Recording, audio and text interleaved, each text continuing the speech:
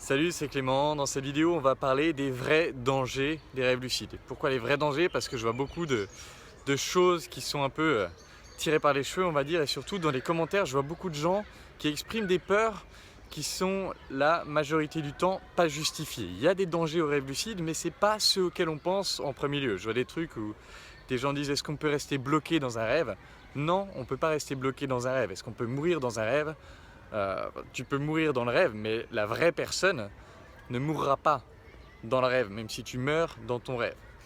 Donc tout ça, les monstres, etc., est-ce qu'ils peuvent m'attaquer vraiment? Tout ça, c'est des conneries. Je vais vous donner dans cette vidéo les 4 vrais dangers, parce qu'il y a des vrais dangers au rêve lucide. Et le premier, c'est un danger d'addiction, parce qu'en fait, comme dans les rêves lucides, tu peux faire des choses extraordinaires, tu découvres un monde nouveau, tu peux parler à ton inconscient, c'est fascinant. Et du coup, imaginons que vous avez une vie qui ne vous plaît pas trop. Quand vous revenez au monde réel, qu'est-ce que vous allez vous dire? Putain, c'était mieux là-bas, quoi. C'était mieux le monde du rêve. Et du coup, en effet, il y a une chance de développer une sorte d'addiction au monde du rêve et d'avoir toujours envie d'y retourner, et de détester de plus en plus son monde réel. C'est pour ça que, pour moi, tout travail de rêve lucide doit aller main dans la main avec un travail de développement personnel pour continuer d'améliorer sa vie. Et les deux se nourrissent. Le travail de développement personnel va permettre d'éviter l'addiction au rêve lucide, mais aussi le rêve lucide va permettre d'effectuer un travail de développement personnel, en particulier l'interprétation des rêves. Donc tout ça, ça doit aller main dans la main. Et en effet, il y a un vrai danger d'addiction que j'ai ressenti au début quand je commençais les rêves lucides, de waouh, putain, c'est tellement fou. Ah ben voilà, je suis réveillé, merde, est-ce que je peux pas me rendormir tout de suite, etc. Donc il y a un danger d'addiction. Un deuxième danger, c'est un peu lié à ça, c'est l'isolation. C'est-à-dire que si vous commencez à devenir tellement passionné par le truc, eh ben, allez voir des gens, c'est moins passionnant. Et du coup, il y a un danger de vous isoler de plus en plus. Et ça va avoir des causes dramatiques sur évidemment votre vie sociale, mais aussi votre bien-être personnel. Et du coup, c'est bien d'interagir dans la communauté, au moins une interaction avec des êtres humains réels, mais c'est quand même différent d'interagir avec des personnes physiques. Et du coup, même si c'est pour parler rêve lucide, continuez de vous assurer que chaque semaine vous voyez des gens. Ça, c'est un vrai danger dont on ne parle jamais, l'isolation. Maintenant, un troisième danger, je vois beaucoup dans mes commentaires des gens qui disent: est-ce qu'on peut se suicider dans les rêves lucides?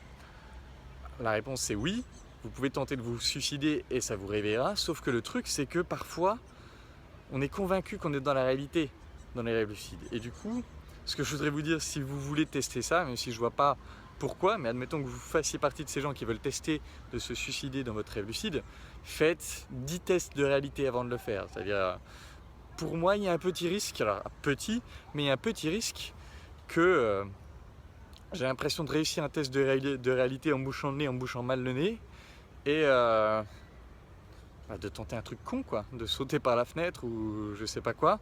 Donc, il y a un petit risque, parce que, bon, quand même, c'est assez gros, mais il y a un petit risque de suicide ou d'accident, parce que vous confondez la réalité avec le rêve lucide. Donc, ce que je voudrais vous dire par rapport à ça, c'est si vous vous apprêtez à faire un truc vraiment fou, assurez-vous que vous êtes vraiment dans un rêve. Et maintenant, le quatrième risque, le quatrième danger du rêve lucide que j'ai gardé pour la fin parce qu'il est beaucoup plus complexe, c'est ce que j'appelle les vrais monstres. Il y a des vrais monstres dans les rêves, mais ce n'est pas ce que vous croyez. C'est-à-dire que dans votre monde de rêve, vous allez rencontrer l'entièreté de vous-même. C'est-à-dire qu'il y a ce que vous connaissez de vous et il y a toute la partie inconsciente de vous. Et en fait, ce qui est systématiquement le cas chez tous les êtres humains, c'est qu'on a un immense potentiel maléfique. C'est-à-dire qu'il y a une vraie partie en nous qui a envie de faire du mal. Et on la réprime parce qu'on est des êtres humains civilisés. Pas tous, c'est pour ça qu'il y a des tueries, etc. Mais la majorité d'entre nous, on la réprime, mais elle est quand même là. Et en fait, dans le monde du rêve, on va rencontrer cette partie monstrueuse de nous, ou cette partie aussi vulnérable de nous, cette partie victime de nous. Ce que Carl Jung appelle les zones d'ombre. On va les rencontrer tout ça, et quand on se rend compte pour la première fois du mal qu'on est capable de commettre, ça peut être traumatisant. Et c'est pour ça qu'il y a beaucoup de soldats qui reviennent de la guerre avec ce qu'on appelle en anglais PTSD, Post-Traumatic Stress Disorder. C'est un syndrome, voilà, un trauma lié à un gros stress qu'ils ont vécu. En fait, dans le monde du rêve, si vous vous rendez compte de toute la partie sombre qui est en vous, ça peut vous faire flipper. Et pour moi, c'est ça, les mauvais esprits dont parlaient les anciens, c'est ces parties de nous qui sont capables d'être maléfique.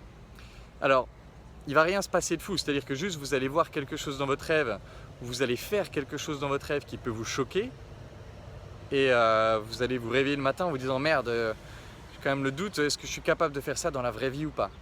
Rassurez-vous, dans la vraie vie, vous avez la force du rationnel, et surtout, un truc qui est hyper important, c'est que, je crois que c'était Jung aussi qui disait ça, qui disait que les gens les plus dangereux, c'est ceux qui n'ont pas conscience de cette zone d'ombre. Donc au contraire, plus vous prenez conscience de cette zone d'ombre, moins vous avez de chances de péter un câble un jour et de lui donner vie. Donc il y a un risque dans le sens où ça peut faire peur de voir ces parties sombres de nous, mais globalement, ça va contribuer à vous rendre plus fort et à éviter le risque dans la vraie vie. Et au final, c'est ça pour moi le vrai intérêt de l'interprétation des rêves lucides, c'est d'aller découvrir l'entièreté de nous-mêmes pour pouvoir agir sur les parties où on se sent faible pour devenir plus fort, pour pouvoir agir sur les parties qui nous tirent vers le bas pour devenir plus heureux. C'est pour ça que je m'intéresse aux rêves lucides et c'est ça que je vais essayer de vous transmettre à travers notamment ma série Interprétation des rêves et aussi la série Apprenez avec moi les rêves lucides. Je vais essayer de vous transmettre bien sûr comment faire des rêves lucides, bien sûr comment les contrôler, comment les utiliser, mais principalement comment s'en servir dans un but thérapeutique, comment s'en servir pour devenir plus fort et plus heureux. Voilà, c'est tout pour cette vidéo sur les dangers des rêves lucides. Si elle vous a plu, partagez-la et abonnez-vous à la vidéo. Abonnez-vous à la chaîne.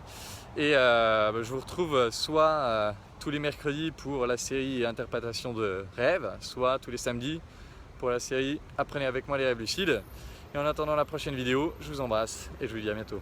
Ciao.